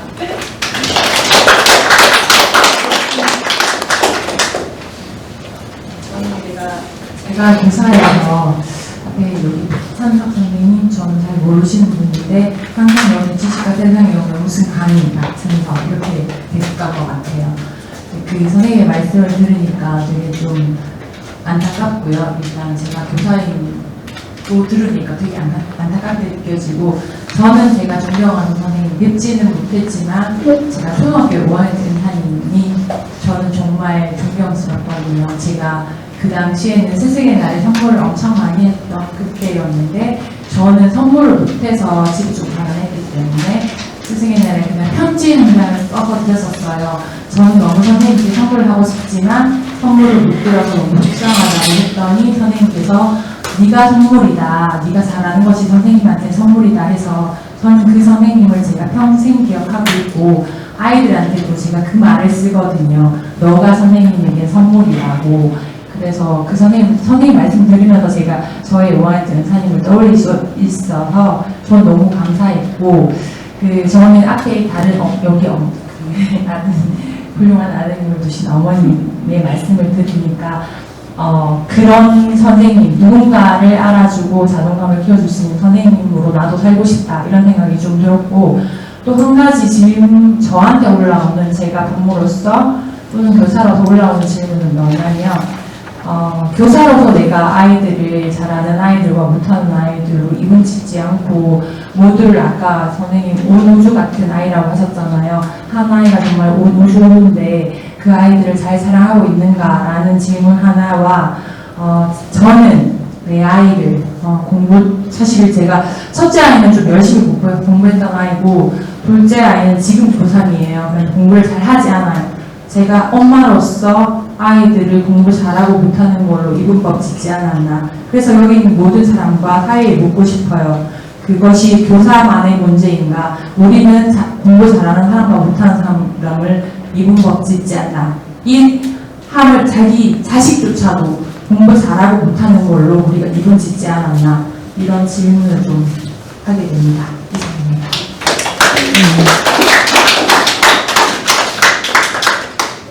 감사합니다.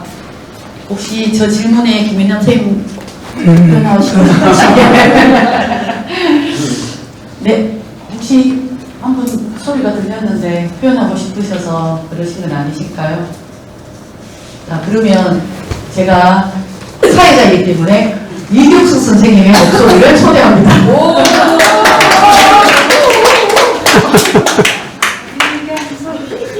너무나 일방적이네요. 생각지 못했어요. 여하튼 그래도 기회를 주셔서 감사하고요. 선생님 책을 제가 예전에 쓰신 걸 또 읽고 해서 책을 끝까지를 읽지는 못했고 중간중간 넘기기도 하고 하면서 대략 보기는 했었습니다. 그러면서 이런 생각, 제가 늘 예전부터 가지고 있었던 건데, 좀 이렇게 교육학자 혹은 교육자, 하여튼 교육에 관심 있는 사람, 이렇게 봤을 때 이런 사람들이 되게 이제 좀 젊은 시절에는 제도와의 투쟁, 이런 것들에 굉장히 많은 관심을 가지다가, 이른바 대학자가 되거나, 혹은, 연세가 드시거나, 이렇게 되면, 그러니까 사람과 사람 사이에 교육하는 행위, 그 자체의 본질로 돌아간다, 이런 느낌이 계속 있었거든요. 그게, 나이가 들면 그냥 자연적 그렇게 되는 것인지, 아니면 이제 좀 더 많은 사상과 좀 더 많은 인생을 경험하면서 그렇게 변하는 것인지, 이게 저는 선생님한테 한번 들어보고 싶다는 생각도 했었고요. 그리고 또 오늘 제가 수업이 있었습니다. 오늘 경북대에서 교직 수업을 했었는데, 제가 평상시에 이제 늘 하는 수업인데, 학생들에게 자기가 읽고 싶은 책을 이렇게 몇 권 이렇게 정해서 읽고 오후에 한 다음에 이렇게 조별로 이렇게 서로 토론하는 이런 과정들이 있거든요. 그리고 그 수업을 할 때 늘 시간이 부족했었던 것 같아요. 코로나 때문에 최근에 한 2, 3년간은 그걸 하지 못했다가 이번 학기에 이제 다시 하게 된 거예요. 제가 깜짝 놀랐습니다. 분명히 시간이 부족할 것 같아서 원래는 이걸 2단계로 이렇게 나누어서 하는데, 그럼 앞단계만 생략하고 뒷단계만 해야지 해서 이렇게 수업을 딱 했거든요. 수업을 했는데 이 친구, 저는 1시간도 부족할 거라고 생각했는데 한 20분 정도 지나니까 여기저기서 우리 다 끝났다 하면서 집에 가면 안 되냐고 이러더라고요. 제가 좀 굉장히 당황스러웠어요. 그래서 내가 오늘 무슨 수업을 못해서 이렇지? 무엇이 문제였을까? 이런 생각을 하면서 제 생각에는 이런 생각이 들더라고요. 우리가 책을 보고 학생들 사이에 이렇게 이야기하는 수업인데 책은 텍스트라고 본다면 서로 간에 책을 두고서 논의를 하는 과정은 이 책을 다시 콘텍스트로 만드는 상황인데 얘들한테는 콘텍스트가 없구나.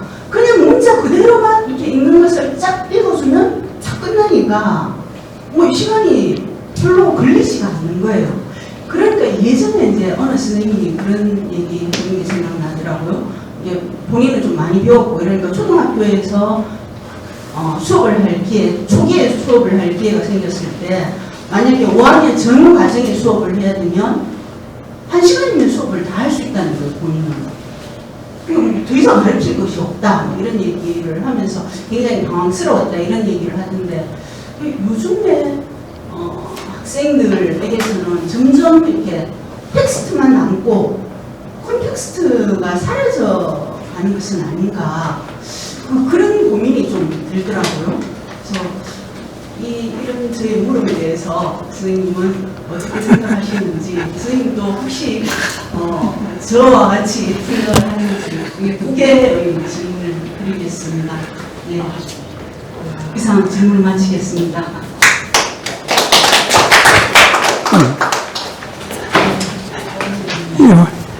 의원님의 지금 그 대답은 나중에 따로 해야 될 것 같아요. 근데 제가 박찬희 선생님이 여기 오셔서 아까 113회 지리산책 강의를 하셨다고 했거든요. 제가 거기 아마 몇 번 정도 결석하고 결과는 알지만 다 출석했거든요. 선생님 강의를 들으면 처음 전반부는 사실관계를 얘기해요.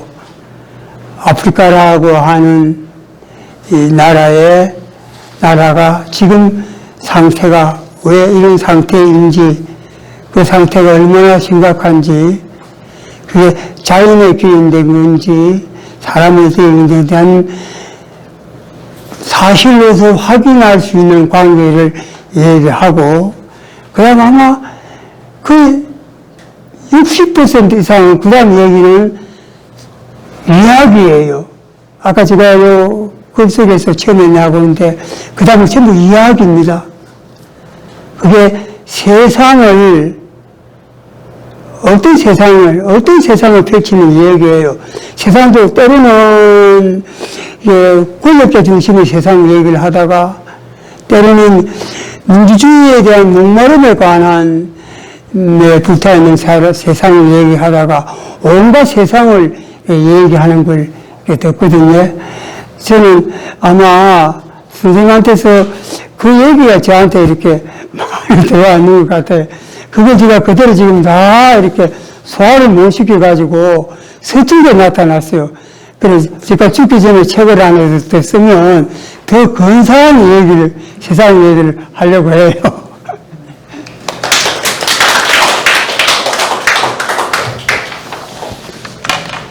저게 아까 이렇게 우리 교육은, 저는 그 말 자주 쓰거든요. 진짜 우리 교육은 이렇게 아이들의 유능함과 성실함을 주목을 하는 게 우리 교육이거든요. 끊임없이 아이들의 성실을 물어요. 공부건 행동 변화건 생활이건 성실한지, 그 다음에 성적은 끊임없이 그 아이의 유능함을 묻습니다. 그 끊임없이 유능함을 추구하는 거, 그게 우리 교육이거든요. 그게 아이들은 그 추구하는데 살아남는 아이들이 있고 중도에 탈락하는 아이들이 있는 게 우리 교육의 현실이다 가는데, 제가 책에도 소개됐지만 이 근자에 대구 교육대학에 있는 조영기 교수가 포괄적 문제 해결 학습이라고 하는 조그마한 책을 썼습니다. 그 책을 쓴 배경이 내가 여기서 소개했던 존 듀이의 이 교육론을 배경으로 삼아서 하나의 프로그램을 제시를 했습니다. 교과서를 단원별로 하나 레슨으로 이렇게 묶어서 수업하는 게 아니고 단원 전체를 큰 문제로 이렇게 출제하는 거예요. 교사가. 소위 커리큘럼 만든 거예요. 그래 출제하고서 그 문제를 풀어가는 그런 이게 과정을 진술하고 있는 책이거든요. 그게 보는 것 같으면 진짜로 우리가 한때 우리 사회에 크게 반항을 일으키는 용어가 있습니다. 1등도 꼴찌도 없는 교실 하는 말이 35년 전에 유행을 했거든요.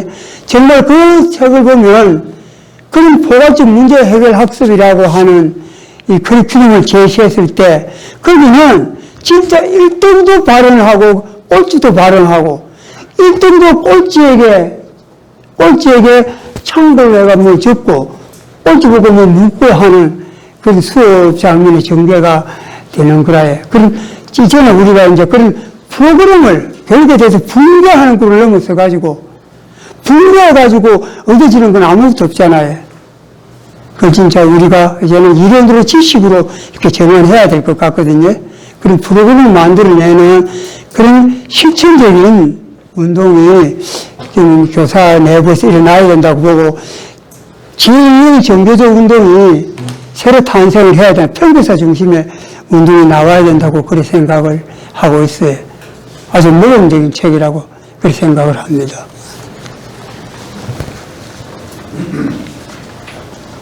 네, 감사합니다. 지금 시간이 이제 마지막으로 향해 가고 있습니다. 간단하게 우리 김민남 선생님 작은 책 북 콘서트에 참석하신 소감 나누고 이제 마무리를 할까 합니다.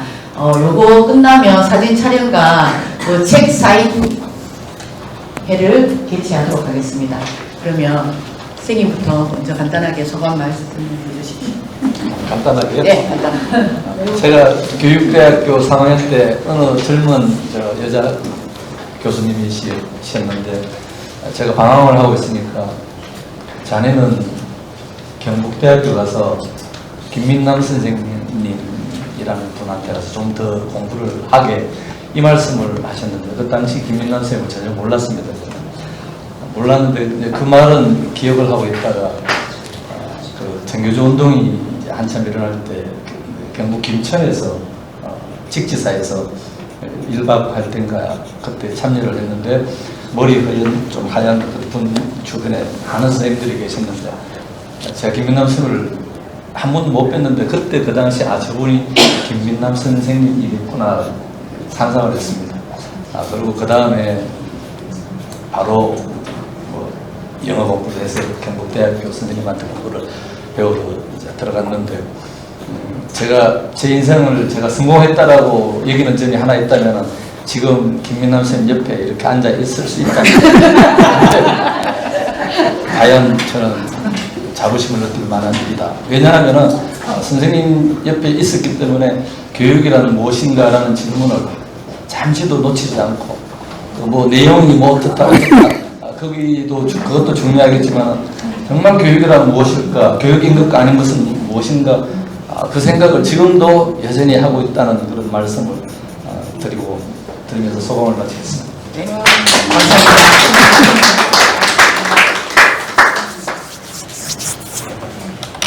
아까부터 제가 이제 빨갛게 색칠한 문장들 중에 한 문장을 계속 찾았어요. 그게 뭐냐면 시대의 교사라면 사람을 갈라치기 하는 최대의 인간화 폭력에 시달리고 있는 아이들을 대신하여 싸우기 위해서 프레이리가 일러주듯 총칼을 동여맨 듯 지독한 사랑이어야 한다. 이 말을 꼭 같이 좀 나누고 싶고 이제 담고 싶은. 그런데 이게 프레이리를 기억하고 젊은 시대를 생각하면 앞에 투쟁, 싸움 이게 나올 것 같은데 가장 중요한 건 지독한 사랑이더라고요. 그게 사랑이 되니까 나이가 들수록 더 좋고 더 치열해서 더 좋고 그리고 그 책 뒤편에 교육은 정도인가? 뭐 이렇게 하면서 굉장히 아름다운 어떤 사유하는 듯한 어떤 순간에도 아름다움을 찾아낼 수 있고 아이들과 실갱이하고 힘들고 이런 것들이 누군가에 대한 사랑을 찾아가는 과정이라고 생각하면 얼마나 아름다워질까 이런 생각을 하면서 막 가슴이 다시 설레더라고요.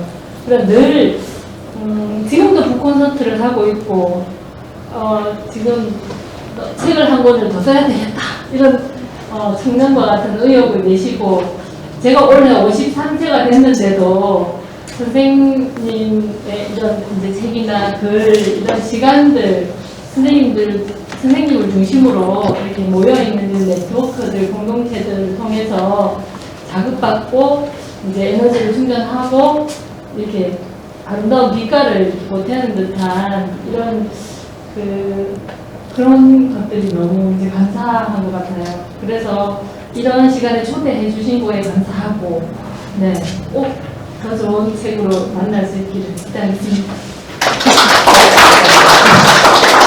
감사합니다. 이제 사회자 마지막 소감이 남았습니다. 너무나도 저는 신납니다. 선생님이 제가 들어오자마자 니 대학원 다닐 때 혼나는 거 얘기 절대 하지 마라. 그 얘기 빼고 다 해라. 이러면 놀라요. 제가 증인인 것 같아요. 많이 혼나고 고사리 맞고 쭈글쭈글하고 그런 모습이지만 그걸 쫙 펴올 수 있는 게 선생님이 학생을 어떻게 바라보느냐 그 시각이 아닐까. 좀 선생님 보면 죄스럽기도 하고 그렇게 살지 못한 제자이기 때문에 도망도 다녔고 쌤 앞에 나타나는 게 많이 부끄러웠지만 그 부끄러운 게 있다는 것만으로도 잘 살아내고 있는 건 아닌가 하는 생각을 해봅니다. 선생님 건강하십시오. 감사합니다. 고맙습니다.